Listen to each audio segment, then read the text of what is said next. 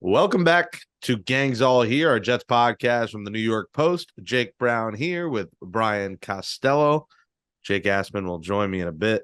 And Cos, I knew you were trouble when you walked in. That's what I said to Zach Wilson when he became the Jets starting quarterback. And the Jets here are just trying to shake it off. All right, that's enough references. I mean, I'm already getting sick of the I'm gonna log off, Jake, if this is gonna be Taylor Swift references. All right. I went from Enough. Bruce Springsteen to Taylor Swift. It was clever Sunday night. It's no longer clever. I know. Well, listen, it's Swift week here. But I agree. It has gotten extremely old and it's gotten out of hand. But hey, it's done wonders here, for the NFL. The numbers were just insane. And he got 350,000 followers on Instagram. People all the Swifties had no idea who he was. And he gets the followers. The viewership was through the roof. So the eyes are all on the game. It might not be the Jets. It might be people just waiting to see if she's in a press box. She does live in the city, so maybe she'll be there. But I can assure you she won't be in the press box, Jake. Not the press box, in a suite, a box, not the press box. Yeah. She won't be sitting with you and Samini, breaking down Zach Wilson's performance. That Robert Saleh, I get you got to defend your quarterback, Kaz, but it's gotten a little bit out of control where there's just no blame whatsoever, to the point where on the Michael K show, Zach is a good man. He works his tails off. He stands for everything you want out of a human. You'd want your daughter to marry the young man, or I guess in some people could joke you'd want your mom to marry the man because he likes older women, but that story has got old too. But is the defense of Zach here too much, or is this just a quarterback? I don't know if I've seen a coach defend a quarterback to this extent, of a quarterback who's been this terrible.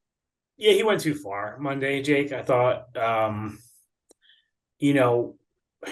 one kind of trick, I don't know if it's trick or what you learn as a reporter is if you put a word into the question, a lot of times people will repeat that word.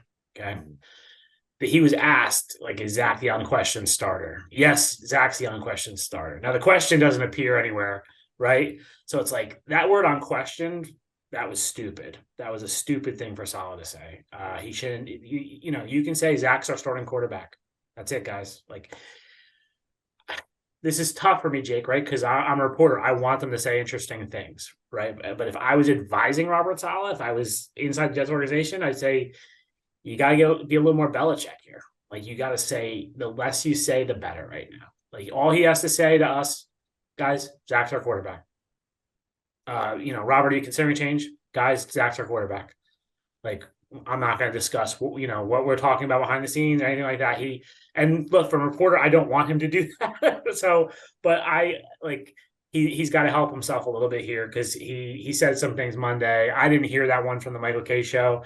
That's a little over the top as well, in a different way. But there was another one he said, "Oh, Zach wasn't the reason we lost the game." Anyone who watched that game knows Zach's the reason they lost the game.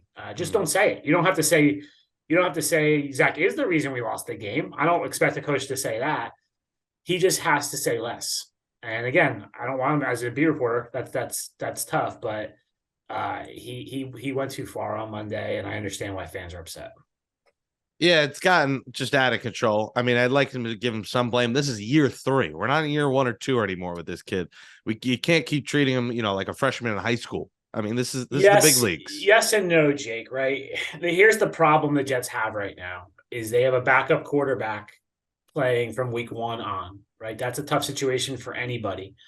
Most of the time when you have a backup quarterback playing from week 1, they're judged on a curve, right? No one expects anything from Joshua Dobbs in Arizona. I'm trying to think of other backup quarterbacks of a similar ilk. You don't usually, Jameis Winston's going to play for the Saints this week, Jake. Obviously, he was a high draft pick, but not by the Saints. People, whatever Jameis does, people will be happy if he throws a touchdown. They're like, all right, good, we got that out of him. Sort of like Mike White. When Mike White was here, there was no expectations when Mike White played against Cincinnati, right? If he went out and played a great game, if he had gone out and just played a mediocre game, he would have been happy. Zach Wilson, as long as he's a New York Jet, is the number 2 pick in the draft. And that is how he's judged. So right now he's not being judged like a guy who wasn't supposed to play, who's the backup quarterback. He's being judged like the number 2 pick. And you guys are sick of it. And I get it. And you've seen him for 3 years. It hasn't gotten better. But for Saleh, this is what he has. There's no, when we'll talk about Trevor Siemian in a bit, I'm sure, but there's nowhere else to go right now, Jake. So he has to make the best of this. And he's trying, like last year, the kid completely lost his confidence. I think Saleh's doing everything he can to make sure that doesn't happen again. I think it's happening, but Saleh's trying to push back against that tide and try to build the kid up. And I get what he's doing. He just went a little too far on Monday. And the other thing, Jake, Saleh, he doesn't criticize players to the media. He does it behind the scenes. So he better not be doing that Monday in the team meeting, right? Like, let's hope that's not happening. That's a different story than what he says to the media. He better be criticizing Zach just like he's criticizing Joe Tippmann if he makes a mistake, or he's criticizing CJ Mosley if he makes a mistake. It's he better be treating the same to the team. With the media, it's he has to say what he has to say. Listen, if the Jets miss the playoffs, even with Zach here, the assumption is Saleh's canned. So no. That's not the assumption. You think now because they Aaron lost Rodgers? Aaron Rodgers is going to say to Woody Johnson, "If you want me back, he comes back. I guarantee it." You think so? All right. I guarantee it. The reason he came here was Robert Saleh and Joe Douglas went out and wooed him, and now he's going to go, "Okay, you guys pick another coach and GM. I'm fine. Whoever you pick, go like." But if this is a 3-14, what if this is 3-14 season? They're not going to go 3-14. I'm just saying, what if? You never know with the Jets. You cover them enough. If they go 3-14, yeah, maybe. But then Rodgers isn't back here next year either. Then everything's blown up. Like he's not.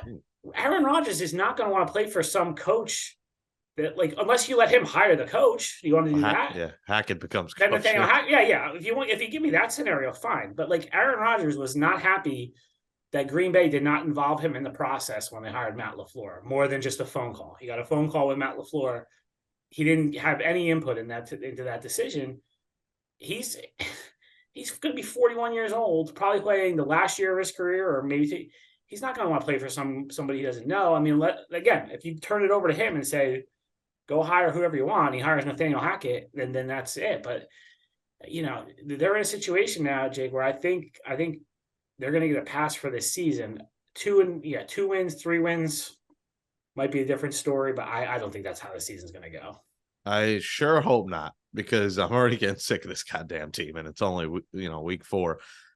You mentioned it. You want to talk about guys who got hurt early in the first quarter. Coming into a game. Trevor Siemian, knows that well. I saw the clip. That was when I was looking up stuff for the show, is the clip of Siemian when he did get hurt. That video is just gruesome. Yeah. I mean, that video is a lot worse than the Rodgers injury video. That ankle what was the exact injury? It was I think it was a dislocated ankle, or I can't remember. Torn ligaments in his ankle, but that thing they basically just tore up his ankle. Yeah. And that was coincidentally Monday Night Football. And that was against the Browns and Myles Garrett. Trevor Siemian is a New York Jet. Now, it's going to take him time, obviously, to learn the playbook. So we assume Tim Boyle's still the backup this week, and maybe Siemian will be ready for next week. Yeah, I think that's fair. He's a veteran. He's played in the West Coast system before. He played for Chicago last year, Jake. Chicago's offensive coordinator is Luke Getsy, who was in Green Bay with Hackett. So there's some crossover. When you have a guy like that that's been around, I'm sure he's played in variations of the system. For him, he's going to have to learn the verbiage. He's going to have to learn what they call plays here and that kind of stuff. So he's on the practice squad for now. But yeah, I think we'll see how Sunday night goes. But I think they could have him ready for Denver. Is conceivable. But I don't think they're pressing that button yet, Jake. But I think that's probably the extreme. That'd be if things really, really went terrible on Sunday night. What was your initial? Mine was, I mean, I'm glad they brought someone in, but were you like, oh, I mean, no one was probably like, wow, yes, Trevor Siemian, our problems are solved. I wanted Colt McCoy, or even Carson Wentz, but what was your reaction to Siemian? It's a body. They needed a warm body in here, Jake, and that's what he is. He's a veteran. He's smart. So the question I have that I can't seem to get an answer to is why not sign Trevor Siemian 2 weeks ago, right? I don't understand, because now he'd be ready. So you waited 2 weeks. It almost feels like they waited until the pressure was on, right? Until everyone was screaming after Sunday's game to do this, when they could have done it 2 weeks ago, and now maybe he'd be ready to play. So it's not going to excite anyone, Jake. That's for sure. And Zach Wilson hasn't excited Joe Namath, who went off on the Michael Kay show. And listen, you got to acknowledge Joe is getting older. But this was the strongest I've heard him say, and we've had him on. And he hasn't, defended Zach much, but he said, I've seen enough of Zach Wilson. His performance was disgusting, adding there was no positives. He was saying send him to Kansas City to back up somebody like Mahomes, maybe learn something. I wouldn't keep him. I've seen enough of Zach Wilson. I said similar things Monday morning. Garrett Wilson responded to the comments. He said, we love Joe, but I hope we find a way to use that as ammunition. And one day, Joe Namath can admit he was wrong, and hopefully we can make him eat his words. And then Aaron Rodgers also chimed in saying, when we're not having success, how do we respond? I respond to adversity, and that goes to their fan base, foreign players as well. You're not helping the cause, he said. So what do you think of Broadway Joe entering the chat? Yeah, I was surprised, Jake, that he went that strong. Obviously, I've talked to Joe a number of times over the last decade, and there was a time, Jake, where he did this. I don't know if you remember, like 2011. I want to say he used to do a weekly spot with Michael Kay, and he ripped the team and ripped Rex Ryan constantly, and to the point where there was a rift between Joe and the organization for a long time after that. And there was a stretch of several years there where Joe wasn't really around the Jets, which was sad, and they fixed that. I got a feeling Joe's not going to be around much this season now. So Joe's a fan, Jake, right? He's the number one guy in the history of the franchise. So his words hit different than everybody else's, but he's a fan. He's expressing the same stuff you express, the same stuff I'm getting on, my emails, like same thing you see on Twitter. He's a fan. And, I said this earlier, Jake, I was on a show this morning, and I feel like the Jets universe, players, coaches, fans are going through the 5 stages of grief. And I think denial and anger hit pretty quick after Rodgers went down. That's what I heard was like, can't believe this happened. Why can't we have nice things? That whole thing. I think bargaining started a few days later when it was hey, well, maybe Zach's better, right? Like he's had this time with Rodgers. Maybe we can win with Zach and maybe he'll be better. Everyone was kind of bargaining there. Now we're in depression.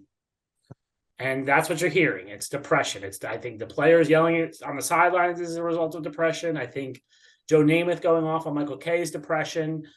The final stage is acceptance, Jake. And I think we're probably a few weeks away from that. Maybe if they can get a win in Denver, everyone will kind of take a deep breath and go, all right, this is reality now. Like we're going to be a mediocre team.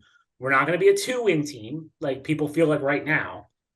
But we're not going to be a 12-win team like we thought we were going to be. But, hey, maybe we can find a way to steal some wins and contend for the wild card. I think that's coming probably in a few weeks, Jake, but they need to get a win.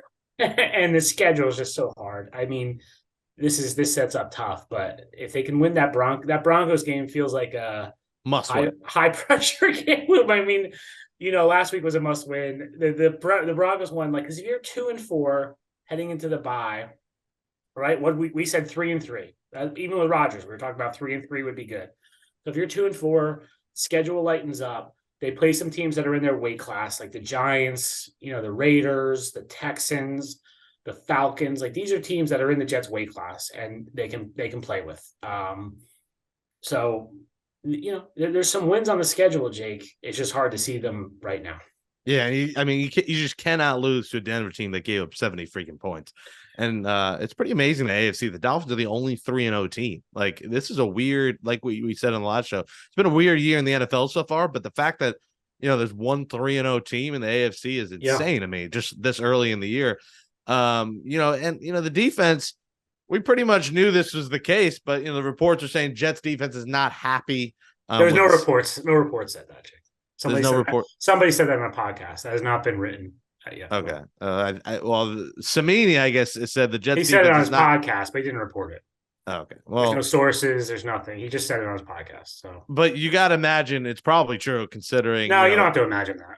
No, I mean, the defense can't be happy with what's happening. No one's happy. There's no one happened in the building. No one's happy. They lost.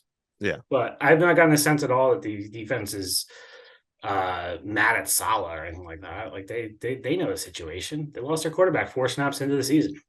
Yeah. Well, the tension can build up here if they Jake, keep losing people under don't Zach. understand. Like they'll be out there on the field today, fine. Like this is how football works. They'll be fine today. They'll go Well, out they'll and be on the practice. field, Cos, but they're not going to be happy They if will be. If you came to practice today, Jake, you'd be shocked. They'll be laughing. They'll be smiling. The people get depressed on Monday. They get over it on Tuesday.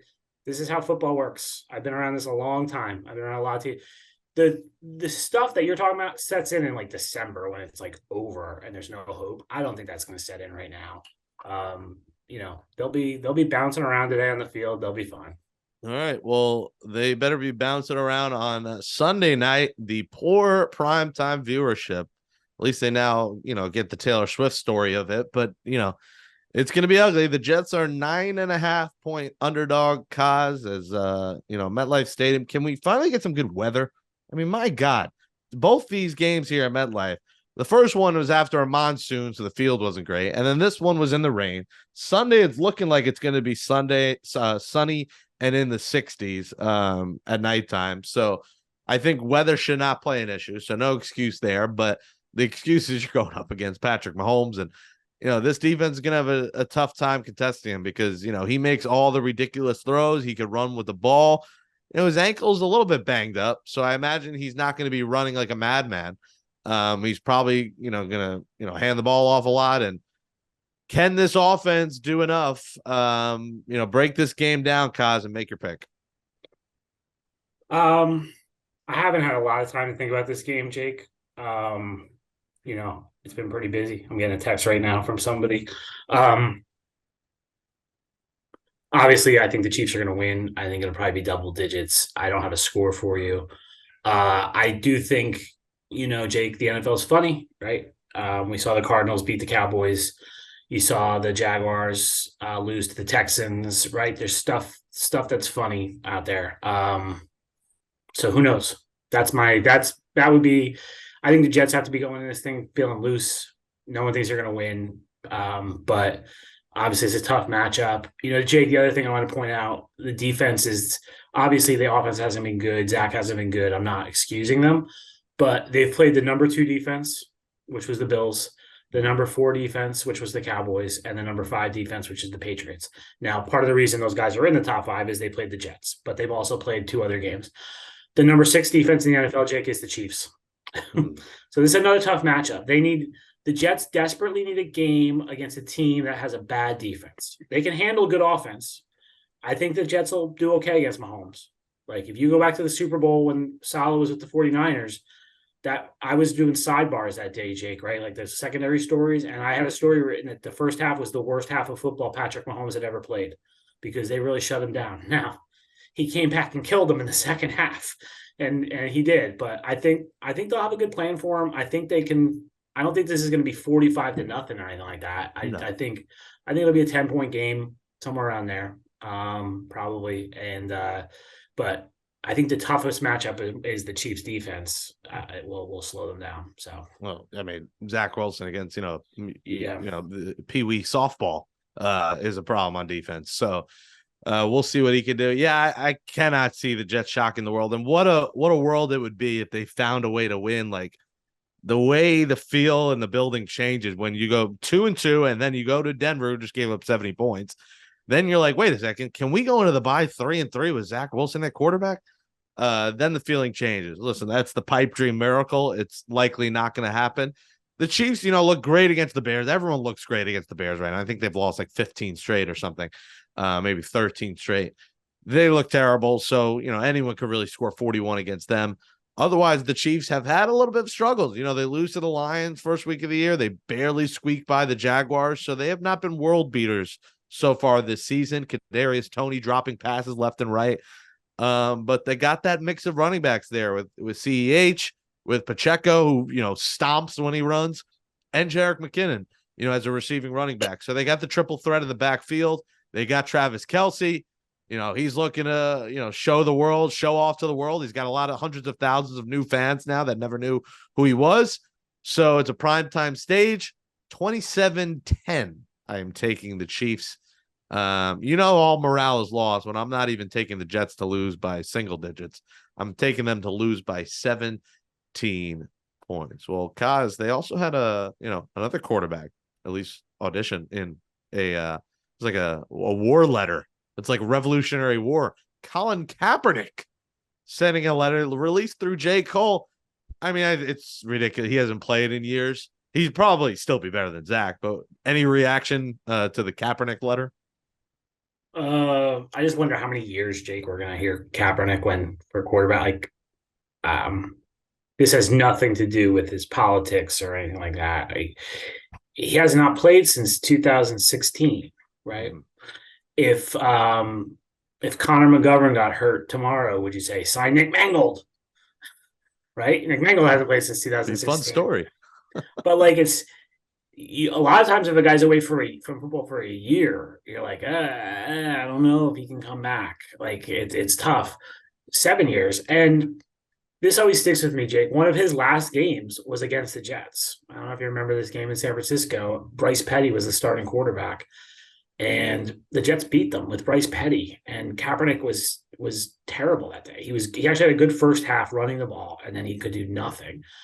And I felt at that point like he's just no longer that good.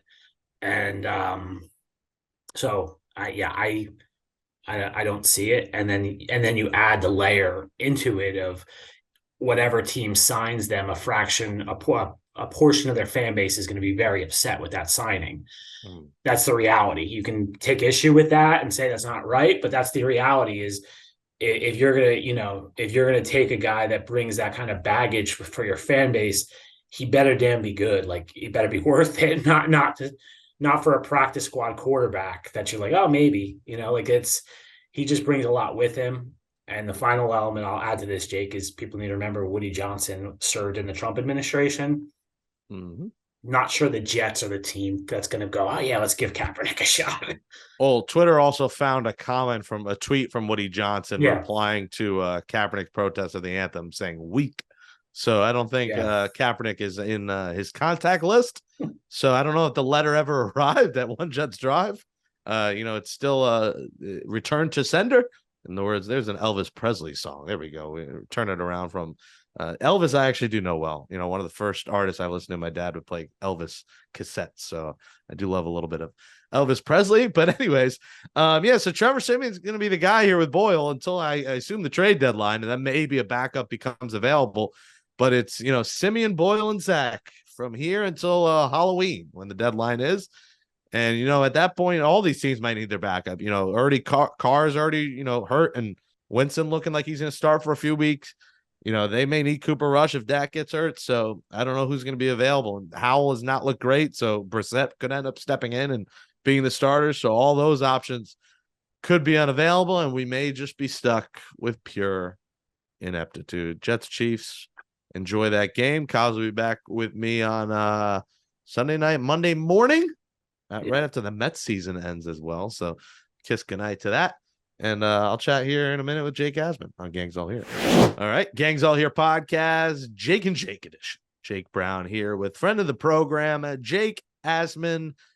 Follow him on Twitter at Jake Asman, the host of the Jake Asman Show on YouTube. And you could hear him on 98.7 ESPN Radio, which is the FM. Is it just AM yet? Or is the FM gone now? Or is it end of the year? When is it happening? Well, I'm very low on the totem pole there, Jake, so I don't know if I'm at liberty to talk about this. But no, it is still on the FM until, I believe, August of next year when it will be on AM. And then obviously, in today's day and age, you can download the ESPN New York app, go on the website.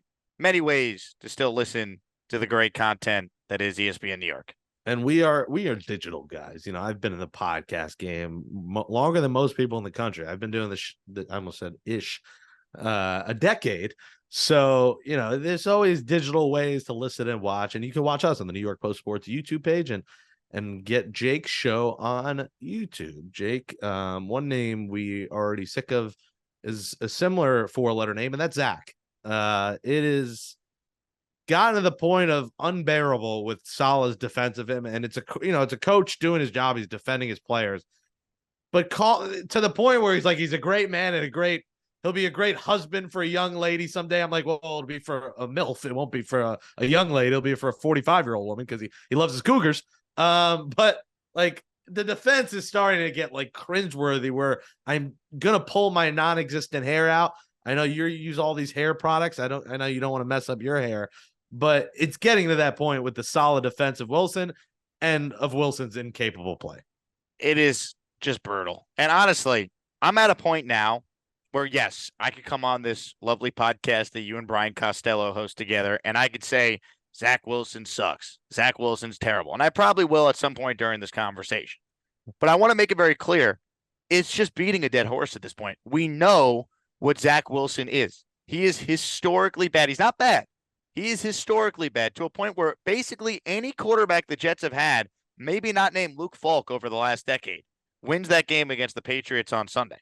And to continue to put Zach Wilson out there, it's on the Jets. It's no longer on Zach Wilson. He has told us time and time again who he is as a quarterback. It is on Robert Saleh, and more importantly, it's on another bald guy, Joe Douglas, to go out there and recognize the mistake you made. And signing Trevor Siemian yesterday is a start, but that was something that should have been done immediately after Aaron Rodgers went down. Forget the conversation we all had as Jet fans in the offseason about, hey, are we really going to go into this year with no backup plan besides Zach Wilson if, God forbid, Aaron Rodgers got hurt? And we all questioned it. And I understand, the Jets didn't think, no one thought, even if you're the most negative Jet fan in the world, that Aaron Rodgers would get hurt on the opening drive of the season. I understand that, and that he'd be done for the year. But you had to have known that there was a scenario where Aaron Rodgers maybe had a concussion, he has a sprained ankle, and he has to miss a game or two, or maybe an extended period of time. And you were counting on Zach Wilson to come in and bail you out after what we saw last year. So that was already a huge issue. And then to do nothing for 15 days after Rodgers went down against the Bills in the opener. I mean, if Trevor Siemian was signed the next day, Jake, I mean, maybe you disagree, you let me know, but he could have came into that game around halftime on Sunday against the Patriots, and the Jets win, and they're 2-1 right now. So this fan base is just fired up, disgusted. It's enough of Zach Wilson. It's beating a dead horse to say he's terrible. My issues are with this front office and really Saleh continuing to coddle the guy enough.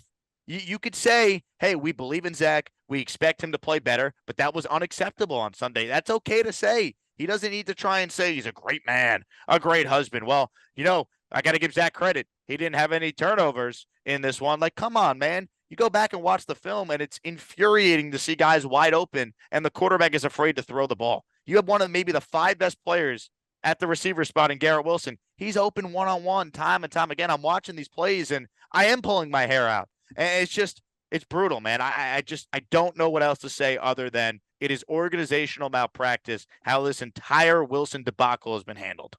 Yeah, a lot to react to there. One, we're losing a prime season of Garrett Wilson here, and it's infuriating because you really could have got a 1,600-yard plus 10, 12 touchdown season from Garrett Wilson. It's being robbed away from us. 2, the trickle-down effect is real. The defense is not going to be happy with him. This offensive line, they're going to do their job and block for him, but it could get ugly. I mean, Zach could end up getting sacked a ton if he has, every incompletion after incompletion. Like, there's a mental aspect of this game of football where, like, sure, they're going to do their job. I'm not going to say they're not going to block for him, but the cohesion is not going to be there where if you had a Rodgers on the field or even a Siemian and you got 6 straight completions, that develops cohesion. Guys are confident. They're blocking harder for defenders. They're making sure their quarterback stays upright. But if you're going to, throw in completion, if you're not going to take shots down the field, and he's gotten too safe, it's almost like, quadruple masking during COVID. It's like he's got 4 masks on, and that's how he's playing quarterback. Listen, he's good. He's COVID safe, but, you're getting a little too safe now. Like, it's getting to the point you're being too safe. And, if you watch the film, you saw times where Garrett's open. He couldn't take a shot. There might have been a safety in the distance, but a good throw, and it's an easy 15, 20-yard completion. And he won't do it to the point he's like, I don't want to have a turn. It's almost like he's worried about his stats and having interceptions on his track record, having fumbles on his track record where he won't throw it. So it's getting unbearable. And we know this story all too well. And some people would say, Jake, you need to calm down. Oh, right, God. That's enough. I've already done 4 references to listen, it's the only week I'm going to do it because that's, the story that's taken over T Swift, T Kelsey. this week, and we're all sick of it. Hearts is sick of it. Kaz, is sick of it, and I'm starting to get sick of it. I'm not a Swiftie. I do like some of her music. I like the Red album preferably. But other than that, I'm out of that. But yeah, it's bad. What do you think of Siemian? I thought I would have wanted McCoy. I'm worried maybe just his elbow's still banged up, or I know there's some similarities with the system with Siemian. There's some ties there offensively. Me and Kaz said in the open it was a very move, but I think it's good they got a veteran. What was your reaction to Siemian? That's kind of my reaction. Look, I mean, if I had a choice, my choice would have been Carson Wentz out of the options that were available right now. But something's got to be up with Carson Wentz. If Joe Douglas, who was there in Philly when Wentz was at his best, right, had that MVP level season before his injury and what ended up being the Nick Foles Super Bowl run that year, Joe Douglas was there and Carson Wentz is available and Douglas doesn't want him. So that tells me that maybe the stuff that you hear about Wentz not being a great locker room guy or whatever rubs people the wrong way. Maybe there's some validity to that. But I mean, Simeon's fine. Honestly, I looked into his numbers. I watched some film, as crazy as that sounds, and how big of a loser I am that I'm watching all 22 of Trevor Siemian. But here's the guy who is a little mobile, could step up and make easy throws. Like, he's a game manager. Isn't that kind of what they need? Like, if Trevor Siemian could be the 20th best quarterback in the league, which maybe he can. Let's say he's 23 or 24. I think this team's 2-1 right now, and they have a chance in a lot of these games. So I think the Siemian move is fine. I also don't think, and I'm curious what Costello said about this, I also don't think this necessarily means the Jets are done making a bigger move at quarterback if they get to the trade deadline.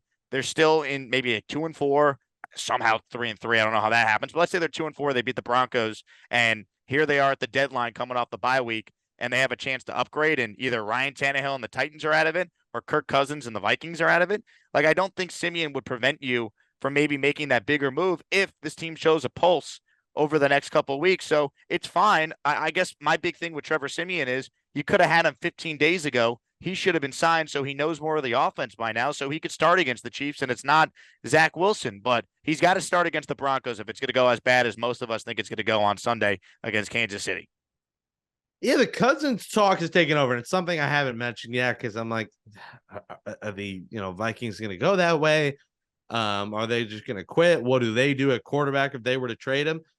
Well, listen, Kirk Cousins, now his contract is a bit confusing. I believe, tell me if I'm wrong. Is it up after this year, Jake? Do you know his contract status? Would this be kind of a rent? If it's a rental and it's up, it makes sense. I know there's 2024, 2025 automatically void. So I believe he will be a free agent, correct? You're talking about Cousins, correct? Yeah. Kirk Cousins will be an unrestricted free agent. I mean, you look at the situation there, right? 35. The Vikings have a new regime that was not a part of the regime that brought him in the first place. Right now, they're 0-3. Their schedule is brutal. The best they could do if they just keep Cousins and let him walk is get a 5th-round compensatory pick in 2025. So if the Jets were to offer a 3rd-round pick closer to the deadline, if the Vikings are a 1-win or a 2-win team, they're 2-6, let's say, I mean, wouldn't that be better than doing nothing? Or how about this for a trade, Jake? You ready? How about Jets give a 3rd-round pick and Zach Wilson, so they're guaranteed to finish with the number 1 overall pick by saying, hey, we're going to play Zach. We're not tanking. We're just seeing what we have in Zach Wilson, a.k.a. we're strategically tanking by playing him the rest of the way. And then they get the first pick, and the Bears in their own division don't, and they stick it to Chicago again. So I have thought about this. That's the trade. Zach Wilson and a 3rd to Minnesota. Vikings end up with Caleb Williams. Jets have hope. Maybe they could still go to the playoffs, and we don't ever have to watch Zach Wilson put on a Jets uniform again. Jake Asman has laid it out there. The greatest trade in the history of the Jets franchise. A 3rd-round pick and Zach Wilson. I mean, that's the best part of the deal. Give him to him. And Justin Jefferson's not going to be happy about that. Or unless, Zach becomes a world beater. He goes to Minnesota, less pressure, and then throwing touchdowns to Justin Jefferson, which he couldn't do to Garrett Wilson. So, listen, it sounds great. It sounds rosy. I don't know if it's going to happen. I just can't see the Vikings, one being that I know they're off to a terrible start, but I don't know. When is their bye? Let's see. So they don't have the bye till they have the bye first 8, 15, 20. They don't have the bye till later on. When is their bye? Okay, their bye is December, the first week of December. So they do have 8 games. You're right. They could, they're 1-7. 1-7 really. 2-6 is like they might not quit yet because you're still in for a wild card in the wild NFC this year. But yeah, they're 1-7, or God forbid they're 0-8, which I don't see happening. Remember, they play the Bears coming up. They got the Panthers, so they got a couple of easy games with the They're Chiefs. 2-6 at the deadline, though. So the trade deadline is on Halloween. It's October 36th, October 36th, October 31st. Excuse me. So if you look at like their schedule, you mentioned, winnable game against the Panthers and the Bears, but they still got to play the Chiefs. They got to play the Niners. They got to play the Packers. Like they already are. Woody Johnson and Joe Douglas say do that? Like, do they say, all right, we'll bring in this, good quarterback, and then can him, and then Aaron takes over? Like, do you think they'll do that? Do you think they'll pull the trigger? I think it depends on what the Jets' record is. See, that's the thing no one talks about with the Cousins deal. It's like, what's the Jets 1-5 at that point? Then no, you're not going to do that. But let's say they lose to the Chiefs, but they beat Denver. If the Jets are 2-4 into their bye week, they come out of their bye with the Giants. They beat the Giants, and all of a sudden they're 3-4. Why wouldn't you then go add Kirk Cousins for the stretch run? Or maybe by then during the bye week, the Vikings realize, hey, this is not working. We're going to blow it up. We're going to trade you Kirk. And the same thing applies with the Titans. And honestly, I think Tannehill maybe is more realistic from this standpoint, Jake. Todd Downing and Keith Carter. Downing was Tannehill's OC. Keith Carter was Tannehill's offensive line coach. There's familiarity there already with the quarterback. So maybe that makes the transition easier. And I'm not trying to sit here and say Ryan Tannehill, makes the Jets a championship contender, but he's won playoff games. He's been to an AFC championship game. You can't tell me with this defense and running game and Ryan Tannehill, they're not at least maybe a 9-10 win wild card team. Like that's kind of what I'm looking at. But how do you get to that point? You got to find a way to beat Denver next week, because you're not beating Kansas City this week unless, they don't let Mahomes, Andy Reid, Travis Kelce, Chris Jones, and maybe anyone else on the Chiefs into the stadium and they have to forfeit.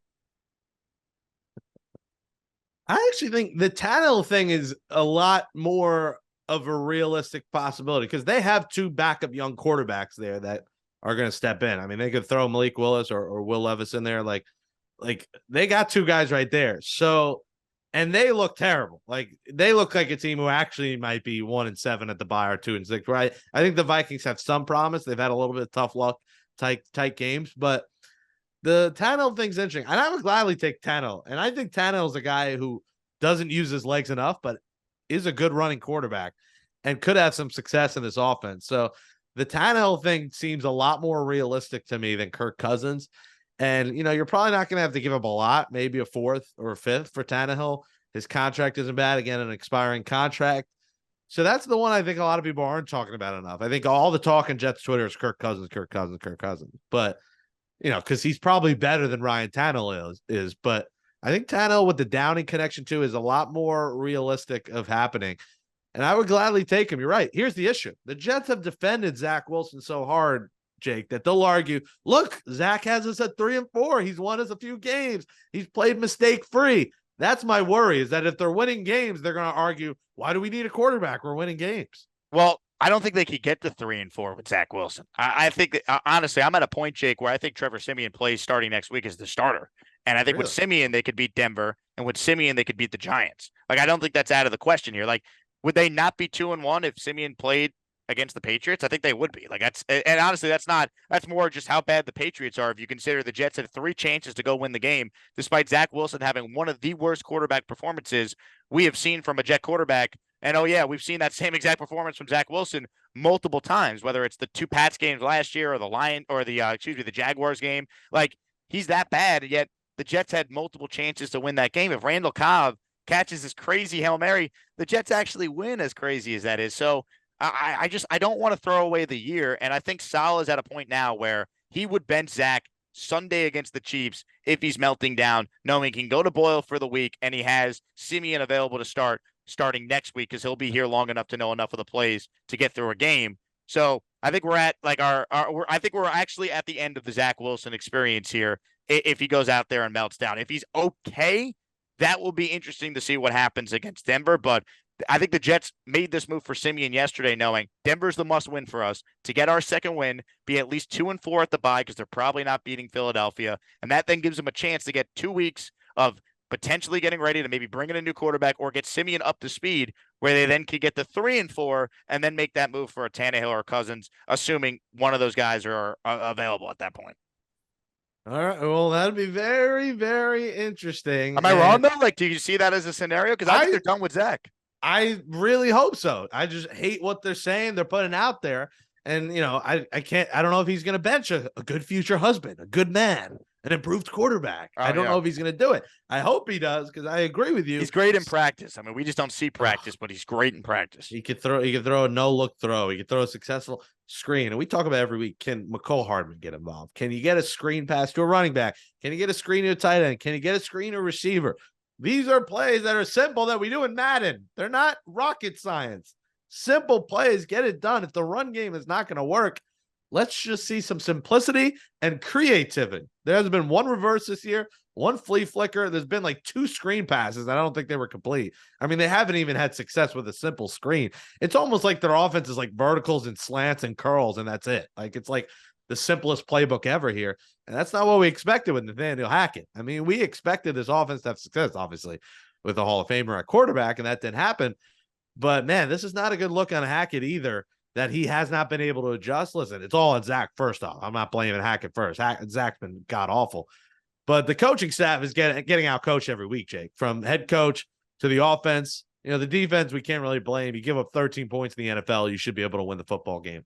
But across the board, Jake, Zach's been bad, offense has been bad, but coaching staff is just getting manhandled as well. And that's frustrating, considering this could be, a pink slip year for Saleh if they win 4 or 5 games. Yeah, I mean, I get your point. I really do. But it sounds like we're talking about like Mike LaFleur all over again from last year. Like, this offense has always been better. The second it's not Zach Wilson at quarterback, Flacco was able to throw for 300 yards in games and actually win a couple games. We saw Mike White come in and look like a competent quarterback and play well, beat the Bengals 2 years ago. Last year was good before the injury obviously ended his season. I mean, hell, Josh Johnson, remember him? He comes in on a Thursday night game against the Colts 2 years ago. He throws for over 300 yards. So I understand what you're saying, but here's the thing with Hackett. If you go back and watch these games, isn't the job of an OC for guys to be open? And really, against the Patriots, there were guys open, man, and Zach's just not throwing it. So I understand the criticism of Hackett. I think Jeremy Rucker needs to be playing more. I think Mecole Hardman needs to be out there over Randall Cobb. I get all that. But, Zach had the most time to throw in the NFL this past week for any quarterback. So they seemingly have solidified the O-line by moving Becton and AVT to the tackle spot and inserting Joe Tippmann. It's like, if the quarterback has time to throw, and you're facing a 9-man box, and he's still afraid to throw it up to 17 and give Garrett Wilson or Allen Lazard a chance to make a play, I mean, how much could we really blame Nathaniel Hackett? I just put it all on the quarterback. If they stink with Siemian or then Boyle, and it's more of the same, then sure, I'll get on Hackett. But, Nathaniel Hackett, I don't think is a dummy. Like, he did go to a championship game and have a top 5 offense with Blake Bortles as his quarterback. And let's put it in perspective. I think Blake Bortles is Tom Brady compared to Zach Wilson right now. So I just think Zach is so bad, it's really tough for me to sit here and blame anyone but the quarterback at this point. Yeah, I agree. I think it is a team effort across the board, but Zach is enemy number 1 here.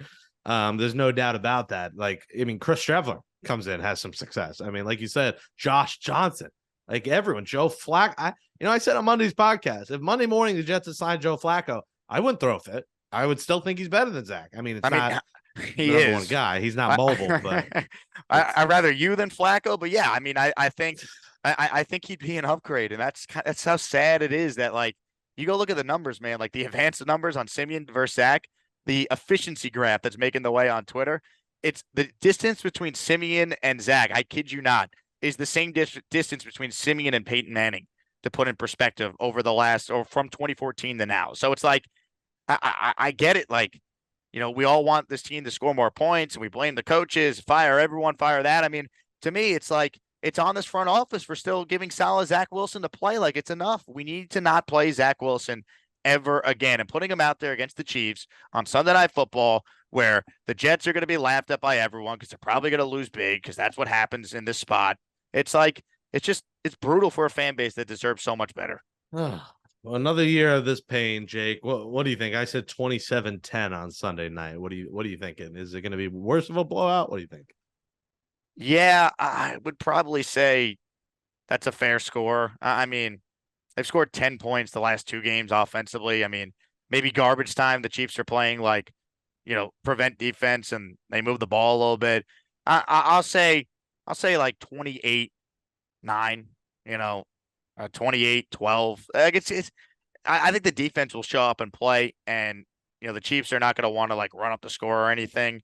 But it's tough to envision the Jets scoring points right now with Zach Wilson at quarterback. It wouldn't shock me if the Chiefs end up scoring more than 28 too. But I'll say 20. You know what? I'll say 28-10, and the Jets will be consistent with their 10 points on offense every game.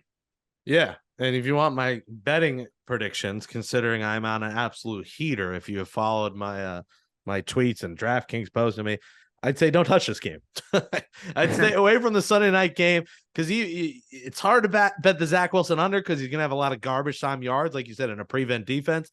It's hard to even bet the spread at 9.5. Maybe, 9.5, but get it at 9.5 before it gets to 10.5 because it's probably going to be a blowout, but who knows? They could be down 16 and they get a touchdown with a minute left in garbage time and it's a backdoor cover. So betting wise, I probably would just stay away from this game. It's probably gonna be a blowout, but we don't know with the Jets defense. They might contain them. This could be a 16-3 game if the Jets defense plays great. So I mean, like just 2010 too. Like, you know what I mean? Like, cause the Chiefs up until this past week, Jake, they struggled to cover big spreads. So, I mean, that's maybe one thing to watch. I'm kind of with you though. I probably wouldn't bet this game. Don't bet it. Maybe if you want to bet like a Travis Kelce touchdown, that's usually a lock every week. Although the odds have gotten so crazy on those, it's like CMC. It's like minus 240 to score a touchdown. It's almost not even worth throwing the money down because you're not going to make much. So betting wise, stay away. But we hope you enjoy the game. The weather at least will be good. We finally get a good weather game at MetLife. I don't think I could bring myself to go. It's just the trek to see Zach Wilson. It's really. They should be refunding people traveling out of state. It's just gotten to that point where it's not worth the product. The product just isn't good on the offensive side, and you feel bad for the defense. It shouldn't be, man, if they could just get a pick, they have to get a turnover to win games. That's a low bar to set, that you need turnovers from the defense and you need touchdowns from special teams to win games. That's alarming. So, listen, maybe it'll come to Zach and, Joe Namath's words. Will pump him up, but from what we've seen, the kid's lost his confidence. He's, the arm's not there. He runs backwards. He runs sideways. He doesn't run forward ever. So it's ugly. Jake Asman show on YouTube, ESPN Radio New York. Jake, hopefully when we check in, hopefully in next month or so, maybe Kirk Cousins or Ryan Tannehill's the Jets quarterback. We'll check in after the deadline and, hopefully it's a 3-4 team and they're in it because, if they're 2-8, 2-9, you're like, how is this happening? There's too much talent on this team to be this bad. And, a quarterback can derail everything. So I hope next time we check in with you, Jake Asman, the Jets are a bit better. I certainly hope so. And I just feel for all the Jet fans, man. I feel for someone like you, Jake, who's obviously a Met fan as well. And, I'm a Yankee fan, and baseball this year was just brutal. And here we are thinking, the Jet season's going to give us, something we haven't had in forever. We have hope. We have excitement. And let's be real, 4 plays into the year, the Super Bowl dream died, but it still should not be this bad. This team is still good enough to compete and fight for a playoff spot. And the longer they stick with Zach Wilson, just the angrier this fan base is going to get, and it's just a brutal situation to be in. Any other position, they're benched. Like, the coddling of this kid is just out of control. So we'll see how much longer the leash is, how much more he gets coddled, and we'll catch you soon, Jake Asman. Let's hope they shock the world. Maybe Taylor Swift's there and she leaves disappointed on Sunday night. She leaves with Zach Wilson. How about that? No, she's too young for Zach. Zach is a 40 and up kind of. I don't think Taylor's not 40 yet. So, Jake, thanks for coming on, bro. My pleasure, Jake. Thanks for having me. Alrighty, good stuff there from Jake Asman. Always good catching up with Jake as that closes up episode 152 of Gangs All Here, or New York Jets podcast from the New York Post. Thanks to Andrew Hartz for helping me in producing the show as always, and subscribe to Gangs All Here wherever you get podcasts. That's Apple, Spotify, Google, Amazon. Give us a 5-star rating on Apple and Spotify, and write in a nice review on Apple. Watch us on the New York Post Sports YouTube page. Subscribe there. Follow that Gangs All Here playlist to catch up on all episodes and clips. Give us a thumbs up and comment below.